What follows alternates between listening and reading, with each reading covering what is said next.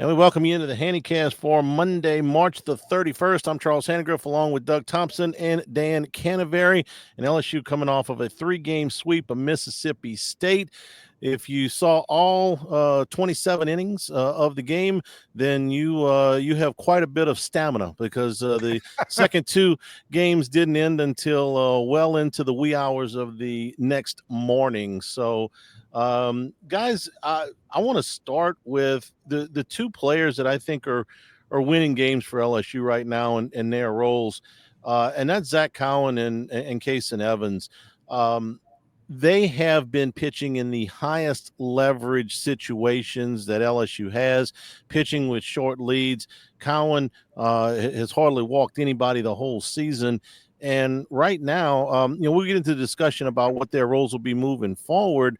But right now, Doug, these 2 guys are pitching in the most important innings for LSU, and they're doing a great job at it. Yeah, I mean, we talked about them last week. They're consistent. And, for any college coach, one of the main things you're looking for is some consistency. Somebody that can go out there, you know what you're going to get, you know when they're going to throw strikes, you know when they're going to struggle. You know the indicators of when they start to struggle. The worst guys are the ones that go out one night, look like All-Americans, strike out 3 guys on 11 pitches, and then the next night out they walk 5 guys and nobody can. That's the opposite. Like, inconsistency is a killer, especially for a coach. So I would say those 2 guys have been easily the most consistent and most dominant as well. But I think the 2 kind of relate together. When you throw it over the plate, good things happen. And they both do that, and of course, when I say they both, I was talking about the other guy you're talking about, which I assume is Evans. Yeah, Cowan and Evans, both of the ERAs are right around 1. They've got 25 and 20 innings pitched, respectively. So, Dan, the question that fans are going to ask, and I think it's worth asking, is, are these guys going to be starting pitchers for you at some point in the near future or in the distant future?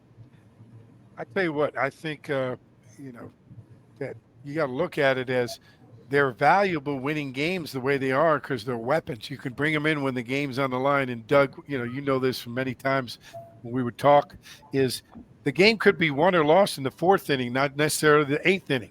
So having these guys available when you really know the game could be won or lost and bringing them in might be more valuable. I think you got to throw a 3rd guy in there that's really been consistent for the most part is Cade Anderson. So the fact that Jay knows he's got 3 guys and he pretty much knows what he's going to get when they get on the mound, and they're very effective. That's pretty good at this point in the season. I think that's pretty good. We'd like to get more and more guys, as we used to say, step up and graduate. I think he needs more of that as we move forward. I think these guys are going to stay in these roles for a while, and as more people step up, then they might be able to move into a starting role because, Doug, you can attest to this. Those outs at the end of the game or in those high leverage situations are the hardest ones to get. Oh, yeah, no doubt. In the 9th inning, they're all like finding a golden egg at an Easter egg hunt for sure. And just to elaborate, I mean, yeah, I think if maybe, let's say I was just looking at all these guys, a Jacob Myers and William Schmidt, we're pitching up to what we think they can do with their stuff alone. This could be a discussion that would be worth having. And I say considering Chase Shores' struggle so far, although I'm looking at his numbers, it's not like he's, it's not like it can't be fixed or it's that broken. Opponent's hitting 299 against him is the biggest one. He's getting hit around a little bit. But if that continued to become an issue and things were to start changing, like you were to start losing a lot of games on the weekend, then maybe if those other 2 or 3 guys, like you said, those other guys would graduate, Cano, then I think obviously Cowan, would be the first man up to fill that hole. And then I don't think you give up on Chase Shores no matter what as a starter. I think you bump him to that midweek, and when he gets his first outing with 14 or 15 strikeouts and he kind of gets that rhythm and feels it, then maybe, consider moving him back in. But it's a great problem to have. But the coolest thing to know is always it's inevitable that it's almost every postseason that someone's going to get the ball in their hand, that it's in a must situation. Will Helmer's last year. Even you can include Thatcher Hurd last year in Chapel Hill. They're going to get the ball in their hand. They don't have a lot of time, certainly not as much as the three starters, but they're going to have to win the game. But to have a guy like Zach Cowan as potentially that guy, and if he jumped in the rotation, Chase Shores potentially being that guy, it's not a bad spot for the Tigers to be in. But I think Cano said it best, to be honest with you. Two or three guys are on the verge of graduating, and when they do, this pitching staff is going to get much better and much deeper. Yeah, a month from now, you may feel differently, but Ianson, this was his longest outing of the SEC season. I think he's getting better. I thought Shores pitched better than his line would indicate. He had a tough second inning. He was pitching with an 8-run lead. Doug, I've heard enough pitchers say this, that sometimes, when you're pitching with a huge lead, it's a little bit tougher because it's just throw strikes. You got an 8-run lead. So I thought he pitched a little bit better than the line indicated. He took the ball off of his face, and he still finished. I like the fact that Zach Cowan can be used twice in a weekend. They used him twice in the Missouri series. So he's got, as a reliever, the potential to affect more than one game. So for all of those reasons, and I think Evans could do that too, although he hasn't yet. For all those reasons, you stay right where you are right now. And a month from now, if things are a little bit different, we'll talk about it then. But I like where they are with what they're doing right now, because I think it gives them the most flexibilities, and it's also the most upside, I think, for those two guys in the rotation now, and Ianson and Shores, to develop. Well, I like it. And Doug, I'm going to elaborate on some guys you talked about, but I think this year's Thatcher Hurd is Chase Shores. I mean, like last year, Thatcher Hurd struggled, but then at the end he figured it out and he came through, and he came from the guy we're talking about that comes out and really gives you the outing when you need it. Mm-hmm. I think he's that kind of a guy. There's three guys in my mind that we used to say are pick to click. Guys that I think are going to graduate if given more opportunities. I really like Connor Ware, and the fact he's left-handed makes a big difference. He's got a lot of experience at the junior college. He had one bad outing, which blew up his earned run average, but he's been pretty consistent the last couple of outings and short outings. Another guy, Cooper Williams, still hasn't given up an earned run. Left-hander, so I see him coming in there. But great job, me a lot. Great job. You can put whatever the line is tomorrow night on Cooper Williams giving up a home run. Jump on it. Cano just jinxed him. Yeah, of course. But he's got to give up a homer. He doesn't pitch at LSU, right? That's true. How many homers did our guys give up? You got to give it up, or you're not in real games, right? You like Cooper Williams too. I'll tell you what, though, Newt is starting to make a move. Yeah, and I think that's a guy that could really shore up the bullpen. Pitch on Tuesday, give you 3-4 innings, and then be ready on the weekend. Yeah, and I mean, Benj, William Smith, those guys are close too. But the reality is, the truth is, I mean, this weekend almost, I mean, it wasn't best case scenario. Let's just put it that way. Like, worst case scenario would have been having to burn them both in one game. I guess second worst case scenario would have to use them both for 4 innings in a game each, right? Because then you're kind of out there flapping in the wind for game 3. And that's what happened this last weekend. But what we're talking about, really, like one more guy gaining that confidence from Jay and Coach Yeski and all the guys, like just one more guy would allow one more person to come in and maybe minimize those pitches that those guys need to use, Cowan and Evans.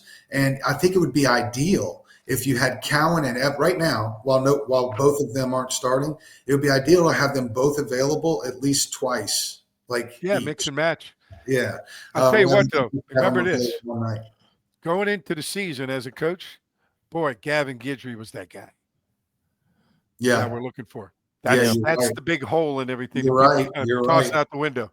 Yeah. You're right. And that doesn't get, people have somehow, you just don't hear that much. And you're right, Ken. That was the guy. That was the guy. Now you got 3 guys that can do it, and you can really do some work. One inning, 2 nights, and you mix and match it. Each of them throw 3 innings in a weekend. You got the last 2 innings covered in every game. Charlie, this guy knows what he's talking about a little bit. Yeah, it's almost like he's been in the dugout for some of these big games over the years. You would think. We're brought to you by Marucci. From a backyard shed to the top of the game, Marucci, more than just a baseball bat company. It's a legacy built on passion and precision, with 2 decades of crafting the finest wood, metal, and leather in the sport. We're here to help you run the game. Visit MarucciSports.com to gear up with the best, and also by Bayou Apparel. If you're looking for anything LSU, go to everythinglsu.com. Made by locals, ships from Baton Rouge. Bayou Apparel, call 225-928-9090 or go to everythinglsu.com. I think I know what you guys are going to tell me, but I'm going to ask anyway. Cade Anderson had his roughest outing of the year on Thursday, and it was the first time he'd come back on 6 days instead of 7 days. Now, to most people, that doesn't sound like a big deal. So I'm asking you, is it a big deal that it threw his routine off a little bit? And I'm asking because LSU's got 3 more Thursday, Friday, Saturday series in the last 7, including this one this week against Oklahoma. So, Doug, I'll start with you. Big deal or no big deal? No, I don't think so. I don't. It's just one day. No, I don't think so. I don't think that's what you chalk it up to. I look, the first inning, there were some things, right? Like they hit the home run. I'm trying to pull up the actual box score to kind of rehash my memory. Yeah, they scored the inevitable 2 there. Reese homered to right field. Powell homered again to left field. But that was a solo shot. The one in the first inning was a 2-run home run. But if you remember, a couple of the hits in the first inning were just kind of dinks. He threw good pitches. Like, honestly, I really didn't. Let me see. What was his final line? Let me see. Okay, I got it. He 4.1 innings. Hits, 6 5 hits, runs, 5 earned, 6 hits. Yeah. 2 walks, 5 strikeouts. And he gave up the 3 home runs. But to me, honestly, it wasn't really a terrible outing. For him, it was, but it wasn't really a terrible outing. He got dinked and dunked. He did give up the 3 home runs, but I think he had plenty of good enough stuff to win. Is what I'm getting at. And so no, I don't think that we had this because next week's a Thursday start too, is right? Yes, it is. So actually, that won't matter because he'll go back to the full week's rest. But no, Charlie, I wouldn't think, but I'm also from the era of guys that if you got pulled in the 3rd inning on a Friday night start back in the day, you may very well close on Sunday for 3 or 4 innings. Oh yeah, so, that was it. Things are a little bit different, but honestly, the difference between 6 and 7 days, I really don't think that that's the reason why Cade necessarily had a tough outing. I think those guys were swinging the bat pretty well, and they had some great at bats against him. And he left some pitches over the plate. They hit some pitches, and then he made some good pitches that they were able to drop in for hits too. And sometimes I still have yet to see anybody. And maybe the Nola guy came real close, I think. But and obviously Skeens was pretty good, but he did lose a game or 2 in the SEC. I've never seen someone just run through the SEC without a start exactly like that one from Cade Anderson. I want to say this, Charlie. I'm with Doug in that. You got to have that outing if you pitch enough. Like it's baseball. Yeah. It's just you can't be great. And remember, Mississippi State, they're coming into the box. It's a big rivalry for them, probably bigger for them than it is for us. And they're the inevitable 2 people we talk about it, but highly adrenalized early in the game. And Cade Anderson's a strikeout long ball guy. I mean, he gives up homers because the way he pitches. But luckily, he doesn't walk a lot of people, so he doesn't give up a lot of multi-run homers. But it's just part of the way he pitches. So I think he did a heck of a job. But I'm going to say this, Doug. If it matters to Cade that he'd had 6 instead of 7, that may be a factor. You know what I mean? Like part of the pitching thing is the mentality of the guy. What does he feel comfortable with? Right. So is day 6 the day he eats Fruity Pebbles and wears the blue sock? Well, hey, 7 days I'm like 7 days I'm really good. I'm ready. That one day really makes it. You don't know because we're part psychologists. All I'll say is, Cano, if there were something and Cade mentioned it, I'm sure there would have been an adjustment. Right. But I'm sure they asked him, "Hey, are you good with this?" And I'm sure he said, "Yeah, I'm fine." But I'm going to go with the Thomas Edison theory, Skip's Thomas Edison theory. They found out something that doesn't work. Maybe, so. And that's exactly what I thought you guys were going to tell me. So you asked and answered. I want to ask you about Zach Cowan. When you watch him pitch, Doug, there's nothing that you see out of him. I mean, he's not 6'8" like Shores is.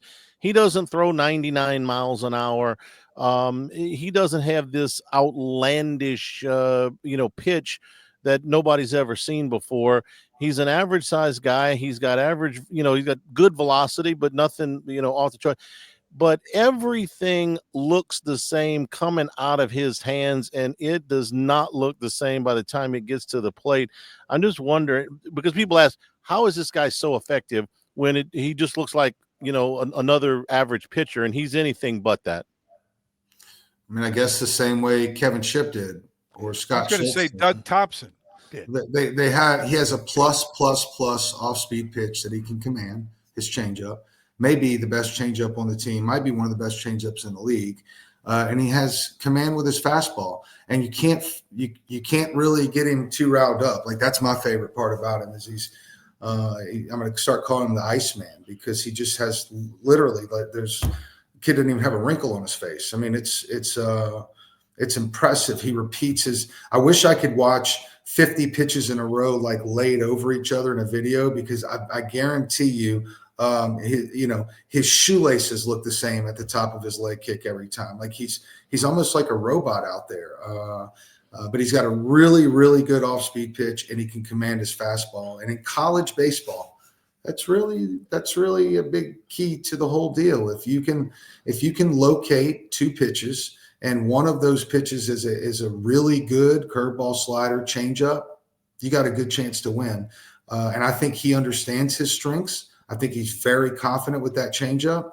I think he feels like he can throw it in any count. Again, Cano, since you used my name, I'll tell you, like, if a 3-1 curveball to me was like calling a 3-1 fastball. Like, for me, it was the same thing. Not everybody feels that. In fact, I would even go further to say some days I needed to throw my curveball 3 or 4 times to throw a fastball for a strike. Right, your curveball was your strike pitch that day. Yeah, it's like maybe my right brain is the fastball, and I just couldn't. And I throw 3 curveballs, and then boom, okay, there's the fastball. It's a weird thing, but no, I think he's older. He's as composed as they come. He's got a plus off-speed pitch, and he commands his fastball. And I think he's very, very good. Is he a big league starter? I don't know about that, but is he a big league college pitcher? Yeah, he's one of the best ones that we'll see. In fact, I'll go on to say that I was talking to one of the staff members. I won't tell you which one, but they actually said, we're really lucky we didn't run into him last year in Chapel Hill. I'm not sure if we would have been received the same coming home after getting beat by Wofford as we did in that heartbreaker against USC, because he would have had our number. And I said, why? And he said, that changeup, man. Like, we would have had a lot of trouble with that changeup. So take that. You see, you go watch him pitch, and then you say, "Hey, you want to come play for us?" Cano, you remember if the rules would have been different? Was it Jock Jones that came in and hit 3 homers at the box in a regional, and the crowd started hollering transfer?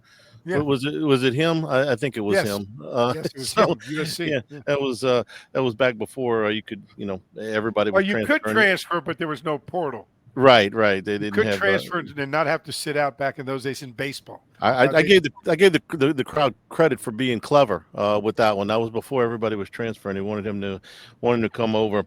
We're brought to you by Dependable Storage, 8 locations around Louisiana and 1 in Gulfport, Mississippi. Check out the facilities in Slidell and Youngsville are the newest ones. They'll match any competitor's pricing, convenient online rentals and payments, free use of the moving truck for new rental move-ins, clean, secure, and conveniently located facilities. Check out the website at dependablestorage.com for location, pricing, and rentals. Like Skip says, at Dependable Storage, we want your stuff. And by Lake Urgent Care, with 25 years of experience. Lake Urgent Care, dedicated to providing quality care close to home. They treat minor illnesses and injuries for ages 3 months and up at 17 convenient locations in Baton Rouge, Hammond, Livingston, and Ascension parishes. Plus, they offer occupational health and weight loss solutions. A seamless extension of Our Lady of the Lake. Patients can access care from anywhere with the My Chart patient portal. The urgent care centers are open 7 days a week. You can walk in, check in online, or schedule a virtual care visit at lakeurgentcare.com. Dan, you and I were talking before we started here today. You're kind of bullish on this team, where they are right now, but also where they can go and where they are in their development. We're a couple of weeks away from what Skip would always say is tax time. You need to have everybody's roles defined. They're right on schedule. You're really bullish about the long-term potential here. Yeah, I'll tell you what, I want to say this, and I want to ask Doug this question. I think, first of all, I want to state this. I think Jay Johnson is as good a coach of anyone in the country at teaching team offense. Like, we're a really good team offense. You know, the lineup works together. I think he's created a team that can score runs in many different ways, which helps you win many different types of ball games. And Doug, you've been in enough of those. There's some that are 2-1. There's some that are blowouts. There's some that are, 18-12. You know, they keep going back and forth. I think Jay's offense can do that. I think that because of the transfer portal and the way it goes now, it takes longer to figure out your pitching because you don't have the guys back from the year before saying, okay, well, this guy can do this guy can do that. We know what we're getting, because a lot of those guys aren't willing to work and wait anymore, and they leave. And then you got guys coming in. And Doug, let's face it, your first year coming into LSU took a while for Skip to figure out who you were, how to use you. And then your second year, you were all in. I think these guys coming in from the portal, it takes the coaches time to figure out who they are and how they're best used. And then you got to get them in situations and figure them all out. I think that's changed a little bit. It's kind of extended figuring out the pitching. But I think Jay's offense keeps him in every single series and gives them the potential to definitely win 2 out of 3, but 3 out of 3 because of the way they swing the bat as a team and the way they wear down the other team's pitching staff over the weekend. I mean, I would agree with some of that, Cano, but it's really hard to compare something Skip Bertman did to anyone else. But like, I would disagree and say that it didn't take Skip that long. It didn't take him long to figure out what he could do with me. And I'll go back to what we just talked about. He had a system.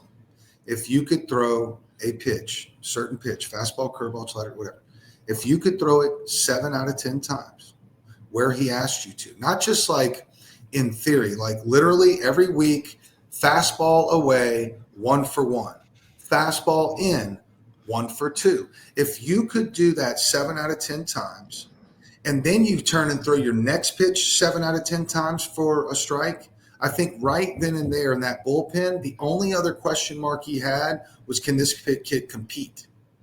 He told me that. The first time he ever saw me pitch, he stopped the bullpen after I threw 3 or 4 curveballs. Well, wait a minute. Listen, I can make you good, right? But you have to be able to give me a little movement on that fastball. But he knew right when he saw an off-speed pitch, whether my curveball was a good curveball or not is not the point.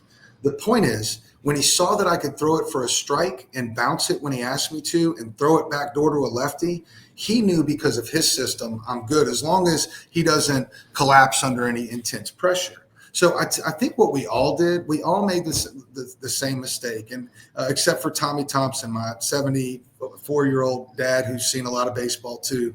When I was saying to the all these things that we do, these podcasts, 10, 95 mile an hour arms. That's the truth. And I think we can be excited. I think on this podcast, I think we can be quote unquote, I think we can be excited about the pitching staff now because, the major league fastball average is 94.1. Here's what Tommy Thompson was saying in my ear. Can they pitch? Yeah. Because of course, growing up, I was never going to be that high velo guy, but he was my dad. So what was his message to me my whole life? Like, it doesn't matter how hard you throw. What matters is that you can throw strikes. And I think all of us, the media, maybe even some of the staff, they were seeing these things. They had to be excited about it. Oh my goodness, look at all these big arms.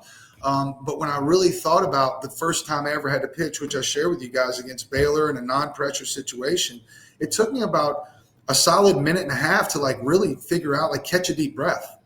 Like I was completely overwhelmed by that moment. Now for me, fortunately, I had 245 JUCO innings, Right? So I was hardened to some degree to be able to go through that and deal with it. But man, when you just talk about this transfer kick portal going to places like Utah Valley State with this Dickinson kid, it's not always going to be like that, because that guy's not always going to be able to breathe the same way he did when there was 83 people at the game where they came from. So we all kind of fell for it, but now it's all kind of coming back to, man, there are big arms. There's a bunch of major league talent there. There's no question. Big draft picks.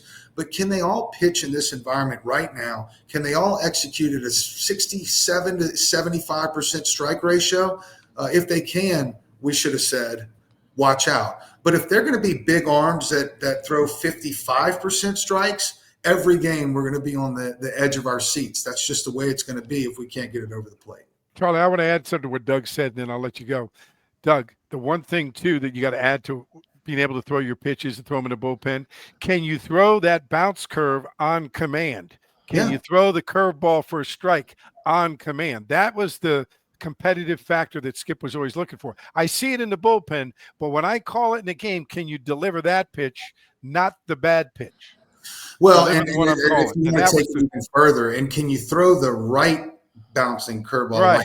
Like we could all just bounce a curveball, but one that was competitive. 7 feet to the catcher's left and in the left-handed batter's box, like that's not really going to help it. Can you throw the one that bounces somewhere around a hole that big behind the edge of the back point of home? Clips the dirt into the catcher's mitt. Yeah, that's right. Can you do that? Can you basically drop it in a bucket 7 out of 10 times around that same bucket circle at the bottom? If you can do that, you can be a big leaguer. I mean, you can pitch it. You can be an all SEC pitcher in college baseball. Maybe not a big leaguer, but again, in college baseball, Skip Bertman says it all the time.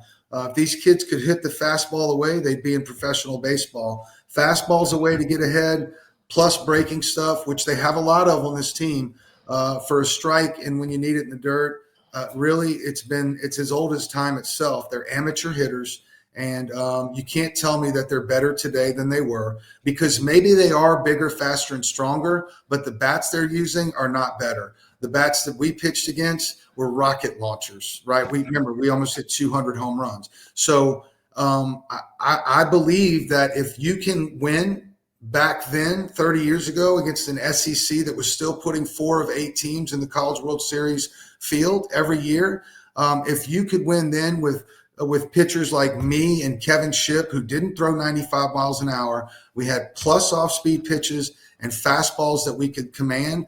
I think that in college baseball, sometimes we forget that, man, let me get the strike thrower as opposed to the kid that's more maybe of a project that just throws really hard, that one day is going to make a great major league pitcher. Does that make sense? Yeah. And it was nice of you guys to send those bats from the 90s to the Yankees this weekend, because apparently they were using those 1990s -5 bats this weekend. We're brought to you by Dana Brown, the law office of O.C. Brown, law firm for a lifetime.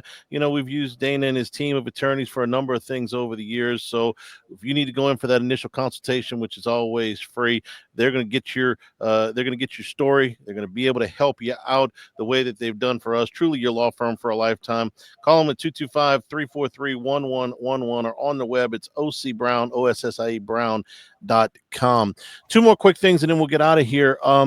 Doug, I'll start with you on Luis Hernandez. This young man wasn't asked to catch a lot last year, but he has assumed the full-time catching duties on the weekends. I want you to talk about him as a receiver and the progress that he's made from the beginning, because again, he didn't catch a whole lot last year. Well, I mean, look, it's tough to catch, and my son's a catcher, and I've learned, although I've always obviously appreciated catchers, what you're seeing isn't always what's happening. Like I've seen some things where there's been some balls that he's missed, but then I see him talking a lot, and sometimes I wonder, is there like a communication issue? Did they hear something differently? Or was there just people get crossed up all the time? But I like him. I like him and Aaron Beatty. I think that they're good college catchers. I think that if they both start hitting, they both boosted their averages over the last week. Luis now up to 280, and Aaron Beatty had a big night during the midweek. He's up to 250. By the way, with 3 home runs and 28 at bats, a home run every 10 at bats isn't bad. So I think you have to slowly but surely keep developing Aaron Beatty, and maybe by midseason they'd be splitting more time back there. But what Hernandez is doing, which you mentioned, Charlie, which is right on spot on. It's tough to catch a lot. Like, it's tough to not have someone to kind of come in and fill. But I think he's done a pretty good job considering he didn't have many reps last year. And that bat's starting to come along too, and plenty good enough arm to control the running game. Like, I don't know if you guys have noticed, but we've not had anyone come in and exploit us for not being able to manage our running game. Like, the pitchers have done a great job. The catchers have thrown them out when they've had the opportunities. And I think they're both plenty good enough to help this team get to, through the postseason. All right, Dan, my question for you is about William Schmidt. He had a rough outing against Texas. He didn't pitch in the series against Mississippi State. I assume he's going to pitch tomorrow night against Louisiana Tech, maybe even start the game. Talk to me about a freshman reset. It's about halfway through his freshman year. Ton of talent there. Trying to get him relaxed and focused here as we're at the halfway point of the season. Well, April and May is the time for those freshmen to turn into sophomores. And that's a big thing. And Charlie, you're old enough. Do you remember Saturday Night Live back in the day when they had the not ready for primetime players when they first started out? Yes. Skip and I love that show. We're both older. And what we say is he's a not ready for primetime player right now, but it doesn't mean he's not going to be ready. He's just got to keep getting out there, keep figuring out, like Doug said, catch his breath out there. He's a hometown kid. And he feels more pressure than a kid from Utah Valley. So I think it's a big difference.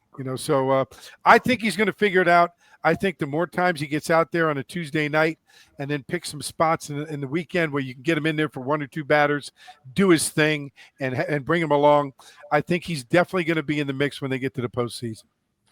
All right, LSU going to Oklahoma. I believe this is the Tigers' first ever trip to Norman, unless I missed one somewhere. So Oklahoma in the league now, LSU going there. They are a top 10 team, and LSU will play them on a Thursday, Friday, Saturday series this week. 6 o'clock Thursday, 6:30 Friday, and 2 o'clock on Saturday. We'll have the recap for you next week on the Hannycast. For Dan Cannaveri, for Doug Thompson, I'm Charles Hannagriff. This has been the Hannycast.